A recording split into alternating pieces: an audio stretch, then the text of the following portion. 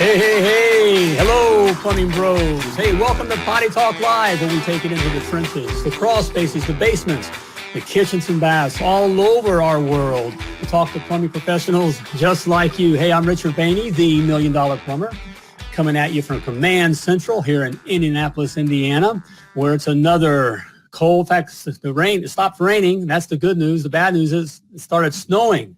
We got snow here in April, so it's here in Indiana. So, hey, we're talking with a cool cat out of Florida here in just a moment. So we'll get a little ray of sunshine there. Looking forward to talking with this guy. I hope you guys are too. It's going to be a great, fun interview. And so stick around. Have your questions ready. All right. We're going to have some good stories here as well. So, hey, just wanted to right before hey, got the lovely Laura with me again tonight. Hey, sweetheart. I love that we're doing this now in the evening because we get to be together, you know? All right, here we go. But we just got that, I don't want to mention his name, but we just had a brother get injured on the job today. And it just reminded me, you know, I feel like, you know, with our guys, I was always, you know, like our kids. And now I'm getting to know all you guys. I got all these kids all over the world, literally. And it's about, it's making me, stressing me out just a little bit here. It reminded me, hey, you know, we got great jobs, but our jobs are dangerous. And we had a brother today that went into a flooded basement, and then the power wasn't off and got shocked. And in fact, it happened yesterday, and he's been in the hospital. Yeah, it happened yesterday, and so he's been in the hospital. So he's okay now, still a little shaken up. But man, just a reminder, guys, that you know, it's so easy just to kind of get in that routine. You know, I was reminded I don't tell the lovely Laura everything that happened. This kind of stuff I got into, but it's so simple to do something stupid, you know, and that is the word. I know, you know, it's not PC. You know, I can hear my kids saying, "Don't say stupid, Daddy," but you know, it is stupid. We can get kind of do something stupid, and man, it can get hurt or even killed that quickly. I think of the times when I was in flooded crawl spaces and a couple of times getting shocked and even some greater power than that going on. Never trench, guys. Never. When you're digging, I know it looks so easy. You can just jump down there, you know. But you got any trench, you know, even if it's just 4 foot deep, man, guys, you know, you can die in that kind of situation. So just be careful out there. All right, okay. Please be careful. Just think. All right, think. All right, use this tool up here as well. There we go. Hey. Before we bring on our special guest here, just have something for you here. I got a free gift for you. All right. Hey, if you're a guy, you know, you're a brother here that has your plumbing license, you know, you got your plumbing truck, and you got the plumbing dream of taking over the plumbing world. In fact, talking with our guest here, we've all had that, been there and done that. Hey, but there's some things you got to know. Okay. And I put it down on my free report, the 7 must-knows to be $1 million plumber. Look, you got to know these things, all right? I've already, you know, why go waste all the time and money yourself figuring out? I mean, you know, not necessarily rocket science. You eventually can figure out if you survive. But if you don't know these things, you'll fail. Okay, but I have them down for you. There's 7 keys you must know. Hey, it's a free report. It's free to you. Just simply type free in the comments. That's FREE, and I'll get that report out to you. Okay, it's just type free in the comments, and I'll get the 7 must-knows to be $1 million plumber out to you. All right. Hey, let's get to our guest. I'm excited to get to our guest here. You guys get ready for your questions here. We'll try to keep our eye on the questions here. But we have Mr. Fred Shilling of Plumbers Without Borders. Hey, Fred, how you doing, man? Hey, I'm great, Rich. How are you? I'm doing great. Hey, it's good. And it's fun having you on the show. You know, so you're not outside, though. I was hoping we'd see a little Florida sunshine. I need some Florida sunshine, but I guess I'll take it. You got a smiling face. I'll take the smile, man. I'll take the smile. Okay. All right. Hey, well, tell us how. I want to get to talking about Plumbers Without Borders, you know, a cool organization, and we want to talk about that. But first, you know, tell us how you got in plumbing. Sure. Well, you know, for me, it was an accident, you know, and I speak about this on a regular basis, you know, because most people, and, you know, like all the rest of the plumbers that, you know, your viewers and listeners, right. It's like everyone thinks, well, if you're a plumber, it's because your dad was a plumber, your brother is a plumber, your uncle was a plumber. nobody in my family was ever a plumber, and I had no intention of ever getting into the plumbing career. It just happened by, I guess by kind of like accident, forced into it. So I was drafted at 18 years old, and instead of joining the Army or being drafted into the Army, I decided to join the Air Force. So I go to basic training in Texas and realize that I'm partially colorblind, and I have the choice of three careers. One, I can drive the garbage truck. Two, I can paint the buildings because they're all the same color and nobody cares if you're colorblind or not. Or three, you could be the plumber. And so I thought that there was a plumber that lived down the street from my folks, and was a nice guy, and it seemed like he had a nice life. So I thought, out of those three choices, plumbing is it. So off I went, and the Air Force didn't have a school for plumbers. They sent me to Port Hueneme, California, to study plumbing with the Navy Seabees. So I spent almost a year out there in Port Hueneme, California. And then for the rest of my 3 years in the Air Force, I spent a year in Korea where I built buildings, apartment buildings in South Korea. And then I spent 2 years in Maine where I also was an oil burner mechanic up there. So I learned that trade as well. And so, of course, I grew up as a professional drummer. And when I came back from the service, I kind of realized that I really wasn't that keen on going to work at 3 o'clock in the morning and working until sunup. I kind of like getting up in the morning and going to work, So it looked to me like it's going to be a good career move. And so I stuck with it, as they say. And so I got a job with the mayor of Miami Beach, who was one of the first early plumbers here in South Florida. And it was a tremendous 4 years that I spent there working for the family, and learned a tremendous amount from them. And then when I was, I think I'm the youngest plumber in Florida history to become a master plumber. So I got my master's at 25, which is really unheard of. Yeah. And I jumped right into building buildings. And so I took on jobs immediately. And so I think I got my license like in June, and in September I was building a 10-story building on Miami Beach. I probably was not qualified to do, but I made my way through it. And so now we're our family plumbing company. 42 years later, we're the contractor for the city of Miami Beach. And so I drive by that building on a regular basis. And, so it's still, the plumbing's still running, right? It's still working. Yeah, So you know, and so that's kind of how I got into it. And I really just dug it. I really my career in plumbing up until the last 4 or 5 years of my semi-retirement is that we just pounded out buildings. We weren't service plumbers. We weren't residential plumbers. We bid and aggressively pursued every commercial building that was going to be built here in South Florida. And so I built 1,000 of them. Okay. Oh, man. 1,000 commercial buildings. Okay. And we built hospitals, we built shopping centers, public schools, office buildings, restaurants, tons of restaurants. And, Hey, we got one of your fans here on. Looks like Tanya says, "I'm not a plumber, but I'm a fan of Fred's."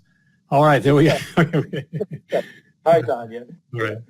Good friend of the family. She's a sweetheart.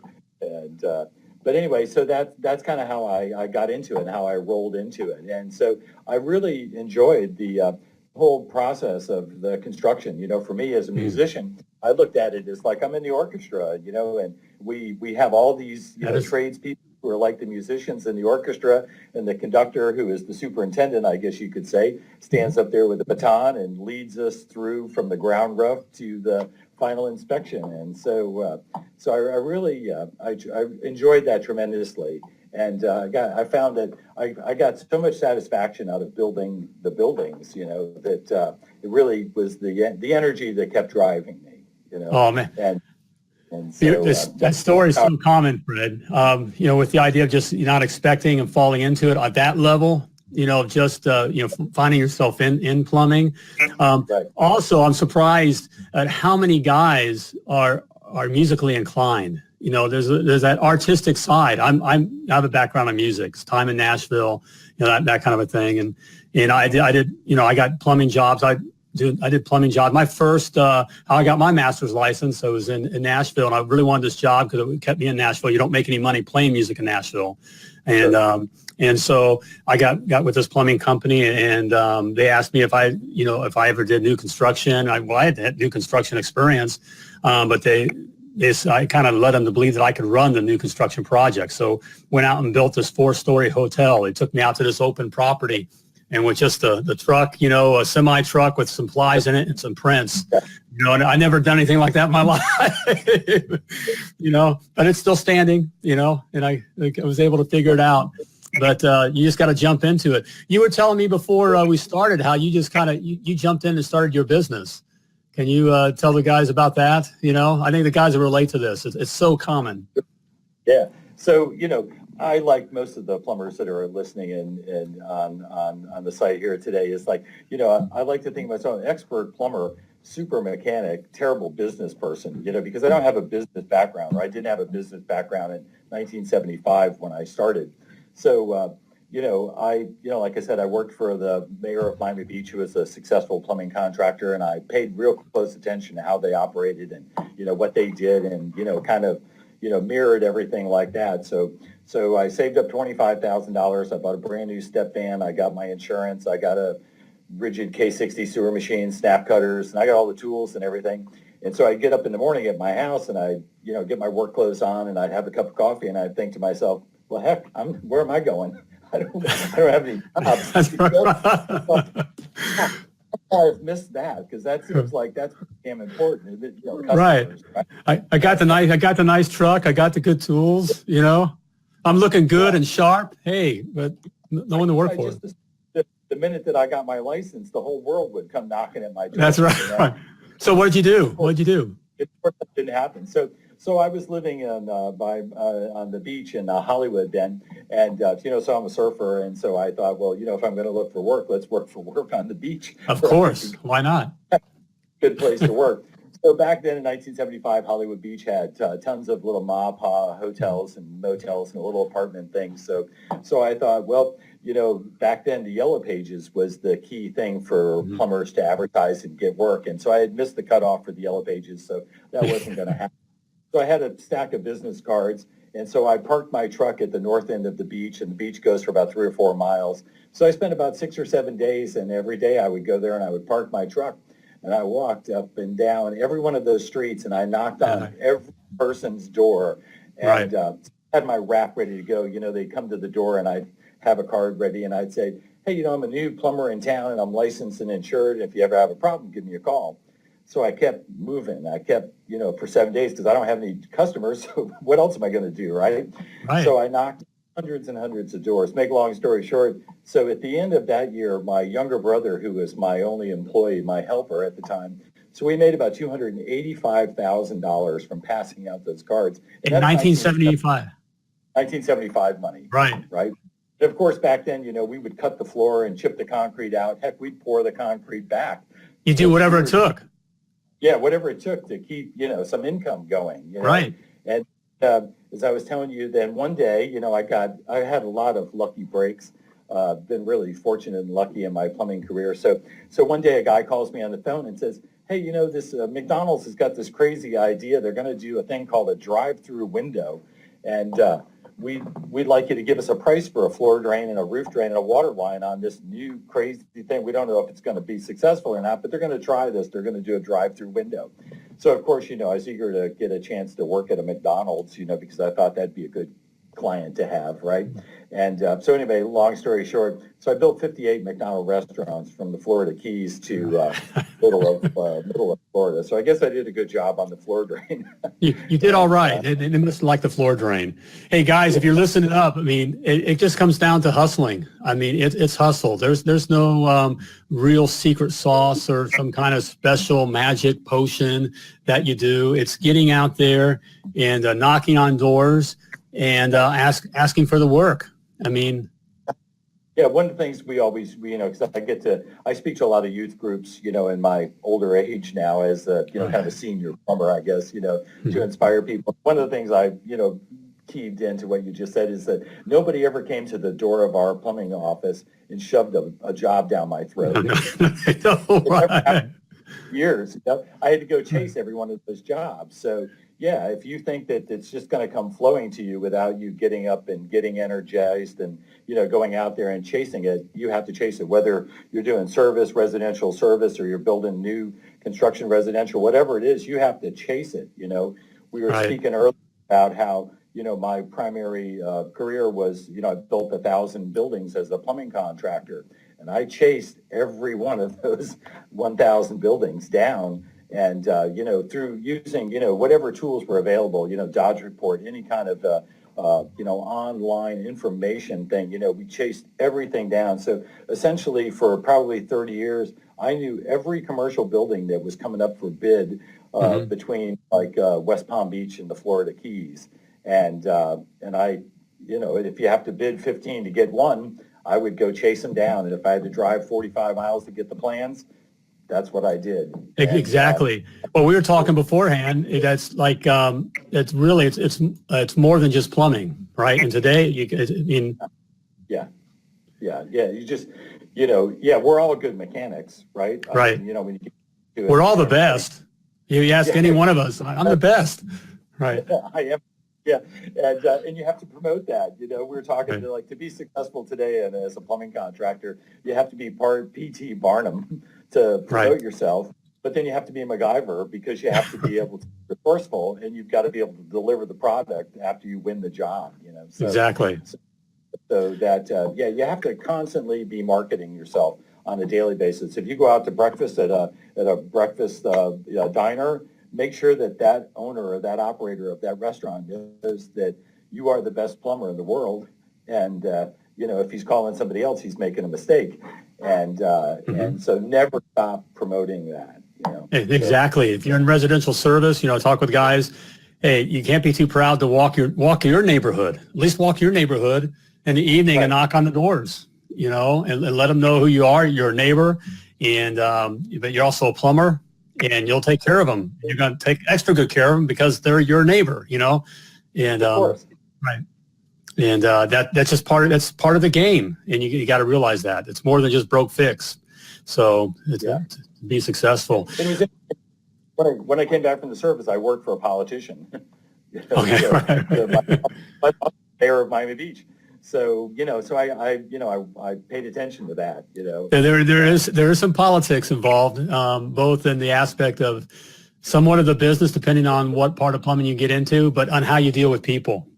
You're wearing different hats. I think you said it before when we were starting, we were talking in the green room that, you're wearing a different hat as you're walking in. You're one, like you said, you're one part P.T. Barnum. Next part, one part MacGyver. And so it's things you got to get down there. So, hey, but you went on, aren't you, you're involved, you are involved in the political side of things. You're Florida commissioner. Can you tell us about that? Yeah. Appointed by the governor as I hold the legislative position here in Florida. I'm a building commissioner. So my title is commissioner on the Florida Building Commission. And the Florida Building Commission is a group of 17 professionals in the building construction industry, from architects, engineers, we have some roofers, we have pool contractor, electrical contractor, and I happen to be the plumbing contractor. And so we're basically the Supreme Court of building construction for the state of Florida. And we control the building code. We issue the building code, we edit the building code, we adjust the building code, modify it. We review any issues that come up, glitches in the code. And if any of the local inspectors have issues that they're not able to resolve, it'll come before us and we rule on it, and there's no appeal. That's the final decision. So it's a supreme honor to be, selected. Yeah. We have 14,000 certified plumbing contractors here in the state of Florida. So for me to be chosen to be the representative, so to speak, for all of my fellow plumbers is, it's a tremendous honor, to say the least. Oh, it certainly is. It's pretty cool, man. All right. And you guys, you're hearing it. I just, you're hearing a guy here that, spent some time in the service, got out, wound up in plumbing, but was willing to hustle. And it sounds like, plumbing gave he and his family a good life. And now he's involved in things. Fred, you're involved in things that may sound pretty heady to us all. But we all can do it, right? Would you, Rick, say that to the young guns that are listening? Absolutely. I mean, if I could do it, I'm no special person. I'm just started off as a regular plumber like the rest of us. Mhm. And, I always, I think the military, you were in the Navy, so I was in Yeah. the service. I think the military teaches you, to always strive to be, at the very top of your game, whatever that game happens to be. And I think that my dad, when I was young, always impressed upon me that, and, a lot of dads say this to their sons, it's like, I don't care what you turn out to be as long as you are the best, Right. And so I think that I pulled that off, so. No, most definitely. And, I talk with these guys, and that's what I enjoy, even, as we sold our plumbing company and I just didn't have it. I get asked, why didn't we just start playing golf or just, float off somewhere? I just felt, as we were talking before, we love plumbing and being around the guys. And I tell the guys, I just want the young guys to know that, it's never been a better opportunity to, to have a great career at a minimum, or even to do your own thing. That's exciting times. Fred, what has you, fired up or excited? I mean, you've seen it. You're seeing it at all different levels. What has you fired up about the plumbing trade? So what's kept me fired up is it's a tremendous, and we all experience this. I'm sure you have too. When we build new buildings, like I said, I built 1,000 buildings here in South Florida. So it's a tremendous feeling of accomplishment. And I think that that's the driving force that propelled me over the decades is that, you can imagine, we're plumbers. I'm on the road every day. We're traveling all over the place. That's the nature of what we do. So there's never a day that I don't drive somewhere and see one of the buildings that I built, And, we were talking earlier, so I think I got my license at 25 years old in the month of June. In September, I was building an 8-story building on Miami Beach. And I'm in Miami Beach regularly now because we're the contractor for the city. And I drive by that building probably once a week. And, that was 1975. And so I think that, that's, and whatever it is, whether, you could build a custom house and drive by that custom house.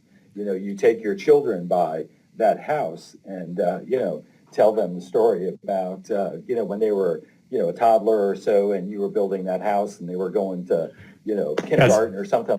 It's that, and so but you can relate that down to the water heater that you installed today. You stand That's right. back and now with everybody's got a camera, all my plumbers today, I constantly get pictures, and so I think that's what's kept the juices flowing in me is that I love that feeling of accomplishment. Yeah, most certainly. In fact, it's funny you mentioned that. I drove by a home today and it just had that thought. I remember doing the remodel on it, and I could actually picture being in there and what we work with. What gave me a problem? I mean, it just took me back, and that's probably 15 years ago.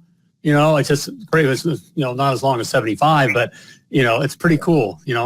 And so yep, it's great. It's a great opportunity for the young guys. Hey, let's switch it up. I do want to talk about Plumbers Without Borders. So how'd you get involved in this organization? And let's hear about it. Yeah. So I was bored. Okay. You're bored. Okay. Right. I was bored. And so it was about 2010, I guess it was. And for us here in South Florida, the economy was tanking. And in 2010, I had about 45 plumbers work for us. And our primary business model was we built high-rise condominiums. We built skyscrapers, we built big projects, and that's what we did. So, like I said before, we weren't service plumbers, we don't do residential, we build buildings, big buildings. And so in 2010, it was boom, like the light switch got turned off, and all of a sudden, we couldn't give a job away. So we went from having 45 plumbers to 5 plumbers, okay? And because we didn't have any work. And so my son had come back from the Navy, and he's 35 now, and so he joined the business, and I get a lot of criticism. So thanks for having me join the business as the business, falls on its face. I mean, it didn't fall on its face, but the economy just tanked. So I thought this is a good time for me to transition into retiring, and semi-retirement. So I've got my son to run the business, and so it gives me some free time. So I've always been a member of the World Plumbing Council, and so I was on the phone with a friend of mine in Ohio, and I'll tell more about that as I went to Africa to address the World Plumbing Council a year or so ago. But so I was on the phone with a friend of mine in Ohio and just having a conversation. I'm also one of the board members of the ASSE, And I've written some numerous white papers about scalding and so forth with this fellow in Ohio. So somehow the conversation got to be, it's like, well, I'd like to be more involved in the World Plumbing Council, but they're down in Australia and I'm here in the United States. And, so one thing led to another. And he said that he had been at the World Plumbing Council meeting in Edinburgh, Scotland a few months before. And he said there was a couple of plumbers from Seattle that got up and spoke about this concept that they were considering called Plumbers Without Borders. And he goes, so here's the guy's number in Seattle, so why don't you give him a call and see if maybe you could get into that. And that would be a way that, you could give back, for all the good of that plumbing has brought to us, So anyway, so I did a little bit of phone tag, and Domenico Di Gregorio is about my age and rides a Harley like I do, so plumber his whole life like me. And so, we all, we're the brotherhood, right? So That's we right. off and we talked about how, we could do good, and that there was an opportunity for plumbers to give back in this arrangement. And so we got off the phone and we agreed that we'd stay in communication and we'd see what could develop. So coincidentally, it was about the time that the earthquake struck Port-au-Prince, Haiti, in January of 2010. And so about 3 or 4 days later, Domenico calls back and says, "So can you go to Haiti next Wednesday?" And so I thought, whoa, that's really jumping into it, isn't it? We just had a major earthquake, and so I just had a phone conversation about the possibilities of working with this. And now I'm going to go to Haiti in a couple of days, and they just had a major, a biblical catastrophe, to say the least. Right? So anyway, so that Tuesday, so I get on the plane and think about it, by myself. I've never been to Haiti. I don't know anybody in Haiti. And so I don't really know what I'm going to do, but I'm going to go over there and check it out, right? Because obviously, from what I could see on the newsreels, they need plumbers. So I'll be able to, and so I've been a plumbing contractor for 40 years. I'm a good negotiator. I'm a good people person. I'll weave my way through this catastrophe and see if we can't bring some good out of this. So I was kind of like the guinea pig, right? So I go over to Haiti, and flying over there on the plane, I'm trying to, prepare myself for what I might be doing. So I thought, well, I had a seismic event. So with the water mains, we got mechanical joint water mains, and they're disrupted. And, so I'm going to get some mechanical fittings and some pipe, and we'll get some concrete and some equipment, and labor should be easy because we've got millions of people standing around. Little by little, I'll get this water back on. I know I can do this because, I built the world's largest water theme park in 1982, Six Flags Atlantis. There we So go. big jobs are my thing, so I wasn't intimidated by it at all. You want to repipe the country, I can do that. We can do it. So I get over there, and so I was introduced to a woman that introduced me to a major in the Salvation Army, Major Bouchereau, who was from Kentucky, and he had lived in Haiti for about a decade before the earthquake. So I sat down and talked with him, and it was easy for me to relate to him because we spoke the same language, because remember, I don't speak Creole. And so he explained to me that there are no water mains in Haiti, and so my idea of, digging up the ground and, putting some 45s and, getting some thrust blocks, tie rods and all that, none of that is going to A few happen. shark bites and you're done, right? Okay. That doesn't happen. There isn't any water in Haiti. So I thought, oh boy, this is really a problem. So I'm really going to have to come up with plan B. So, we're plumbers, right? So we're resourceful. We have to go from plan A to plan B to plan C. And in building new buildings, I was ready to go to plan Z if necessary, to whatever it took to, complete the job. So I thought, well, this is a problem, and because we have 10 million people here and nobody's got any water to drink, this is a gigantic problem. And you have to realize that 250,000 people died in that earthquake.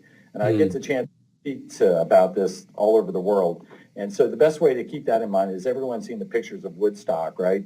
And that was 250,000 people at Woodstock. So when you think about it in that capacity, that's a real eye-opener, isn't it? 250,000. Everybody at Woodstock died in a couple of minutes over the earthquake.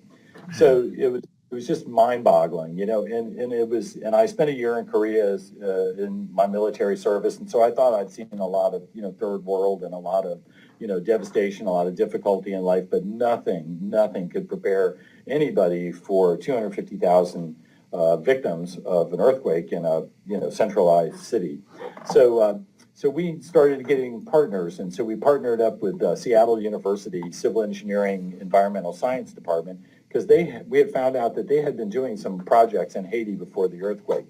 And the graduate students have a group called Water for Humans, and they designed these water purification systems. And they had sent them down to Haiti before the earthquake, but no one could figure out how to put them together. So they just sat in a box for like a year or two in a technical school. So they asked me if I'd go to the technical school and teach the students how to install these water purification systems. So anyway, long story short, so we have 19 of those systems functioning up and going in Haiti today, and each one of them makes 10,000 gallons of water every 24 hours, which, is a major game changer. And so we partnered, and again, Plumbers Without Borders is all about partners, and we have tons of partners all over the world.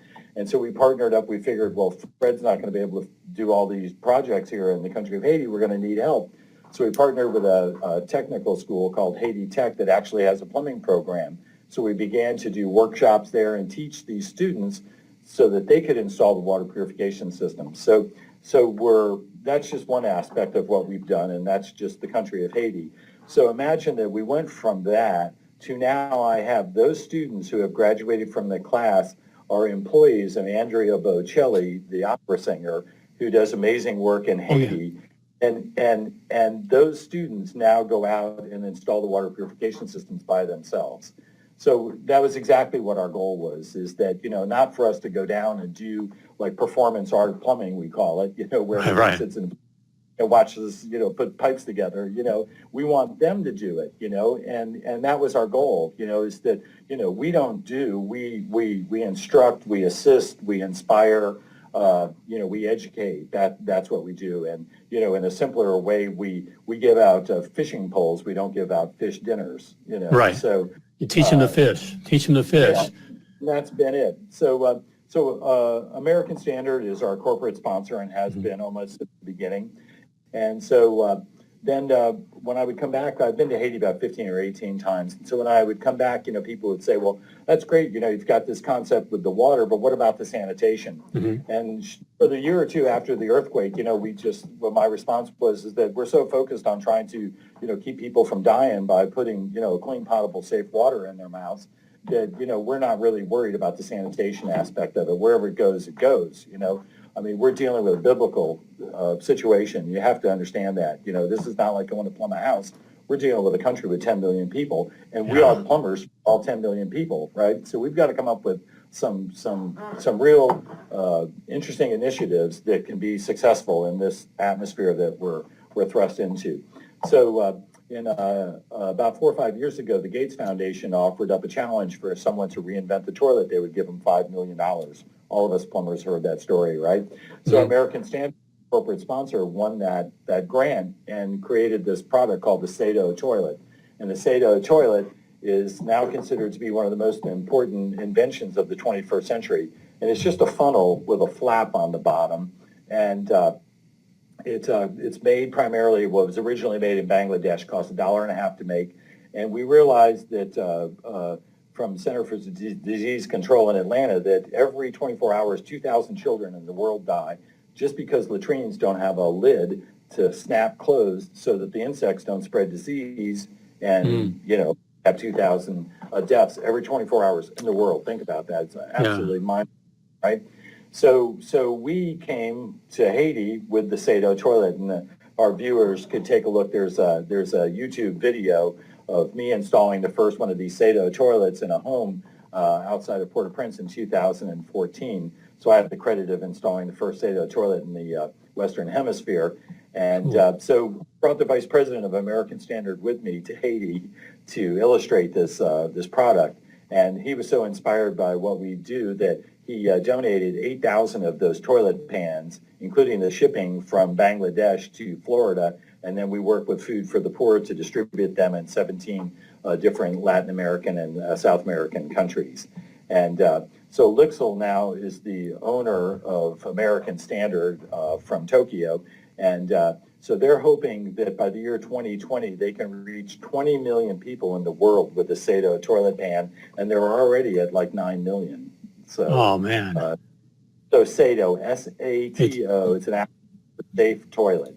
And it's an amazing device, and we were involved in the modification and the adaptation of that for the culture over here in the Western Hemisphere, where sitting versus squatting is the norm. Yeah. And so we helped American Standard to develop that product, and so we're extremely proud of that. So that's how we got going. And so, like I said, I was like the test dummy to first plumber and Plumbers Without Borders to go to a foreign country on behalf of Plumbers Without Borders to see if we could really do something. And it turns out that we could. So now, just to give you an update, so we've built a surgical center in the St. Boniface Hospital in the southwest part of Haiti, and we just are finishing up now an infectious disease center there. And these are big projects. They have like 20 water closets in the surgical center. So this is a bill for the country of Haiti, and it's a hospital that probably serves the entire southwest part of Haiti, probably 2 or 3 million people. And so we had plumbers from Canada come and volunteer, because in this case, we're building a hospital, so we need, real plumbers. And so we had volunteers come, and the St. Boniface Hospital has the ability to house and feed them. And so they stayed there for a couple of months and built the whole project. And we had plumbers go to Ethiopia, and we worked at the Black Lion Hospital, I think it was, in Ethiopia. And when we arrived, the surgeons would pre-scrub for surgery by having the nurse take a 5-gallon bucket and throw water on their hands. And when we left, they had hot and cold water faucets in surgical sinks. So we've done some amazing things, and we've had, volunteers, from work in Sierra Leone, we work in Africa, I think Nepal. I think been in Nepal. Yeah, Nepal has a big issue. We need volunteers in Nepal right now, because Nepal had an earthquake there about a year ago, and they're still struggling from that. And it's difficult to get volunteers and to coordinate these projects in these distant places like Nepal. But it's challenging, but rewarding. How do you get your volunteers? I mean, how can we help, or for those of us that are interested, or so all of the listeners, everybody, anybody can. It's plumberswithoutborders.org. And, we have a website, we have a Facebook page. You can just basically Google Plumbers Without Borders, and, 50 pages pops up. We've been fortunate to be broadcast, on CNN, Huffington Post, all over the world. We've been recognized now. And so volunteers can log on to our website. We have an interesting database where the volunteers put their information, their skill level, their ability to travel, and, things like that. So they log on to that into the database, and then the database simultaneously is taking information from charitable organizations that need the help of plumbers like us from all over the world, and then the database meshes the two of them together, and then the volunteer works with that charitable organization and makes the arrangements to go and help. And you don't have to be a full-fledged master plumber. You could be a journeyman and do this with no problem, because we're not building hospitals on a regular basis. Often we're hooking up water purification systems with some 3/4-inch PVC 90s and stuff. And so you just need to understand the concepts, right? Exactly. Right. And so it's been extremely successful and extremely rewarding. So that's how we operate. Oh man, a great organization. I know that when we first got to know you, Fred, that the relationship here is building. Both my wife and I just it piqued our ears and our interest, and it's certainly that we're interested in. And I've talked with a lot of guys that have a heart, that want to take our skill and be able to share it with others around the world. So this is a huge opportunity.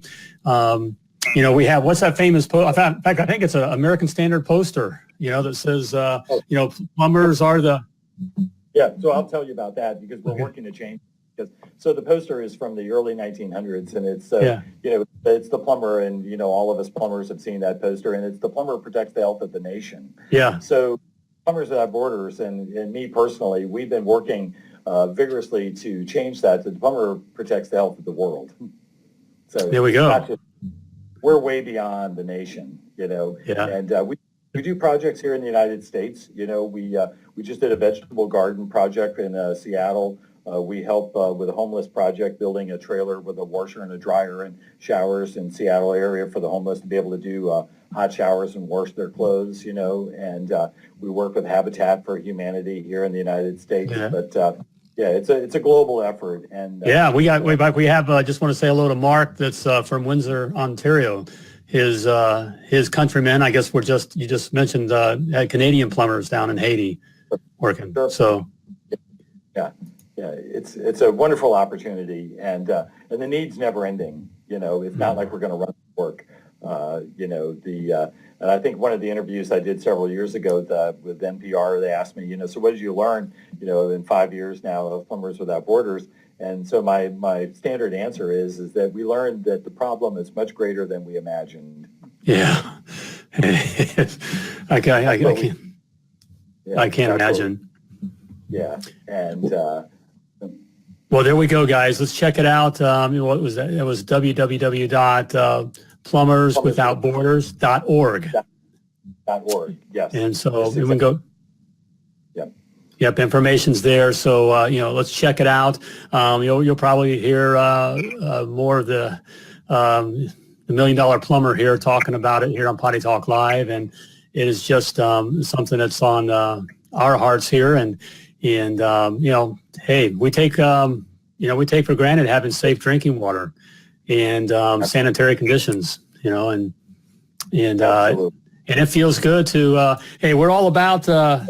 You know, I'm proud, you know, we're all about making money with plumbing, but there's an important part to giving back as well. So there's opportunity to give back here. So check it out if that's on your heart as well. All right.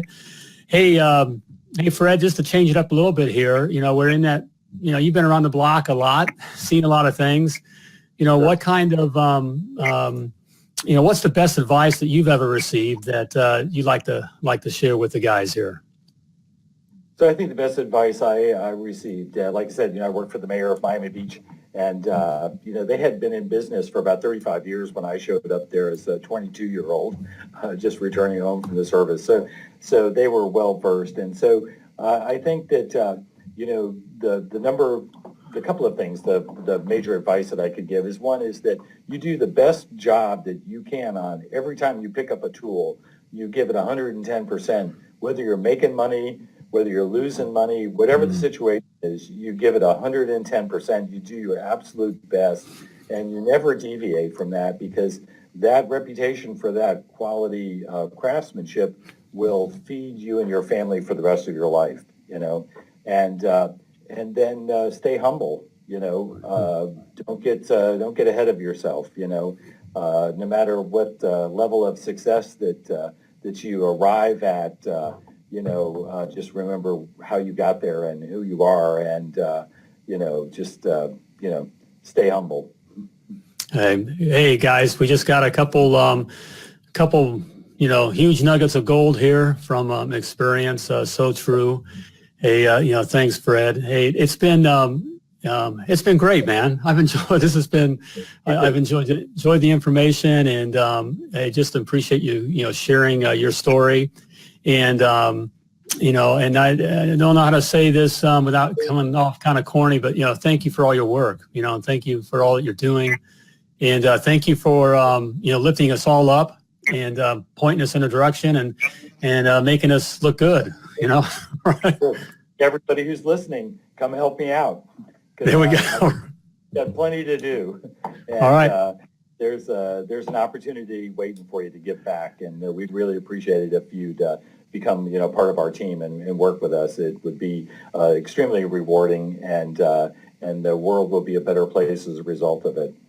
All right, hey, there you go, guys. A call for all plumbers on deck. All right, we go to www.plumberswithoutborders.org, and we'll check it out. Okay. All right, Fred. Hey, great. We're about running out of time here in our broadcast window. Need to move on here. It's been great. Again, thank you for being on Potty Talk Live. And I look forward to talking with you again real soon. Yeah, thanks for having me. I really appreciate it. Hey, all right. Thanks, Fred. All right, man. Hey, there you go, guys. Hey, Mr. Fred Shilling with Plumbers Without Borders. great organization. Check it out. I know you're busy. So hard to, so easy to get caught up in our own lives. And yeah, I get it. I'm there too. But check it out. It's a great opportunity for us to, do some good. So there's probably all different kinds of ways that we can support that. And it's right up our alley, right? Plumbing, we're, plumbing saves the world. All right. So, hey, it's a chance for us to be a superhero. There you go. All right. Hey, it's about time to flush this episode of Potty Talk Live. And again, as always, I just want to remind you that you were purposefully and wonderfully created to do great things. So when you're out there, plumb safe, all right? Be careful, but plumb safe. And as always, plumb like a champion.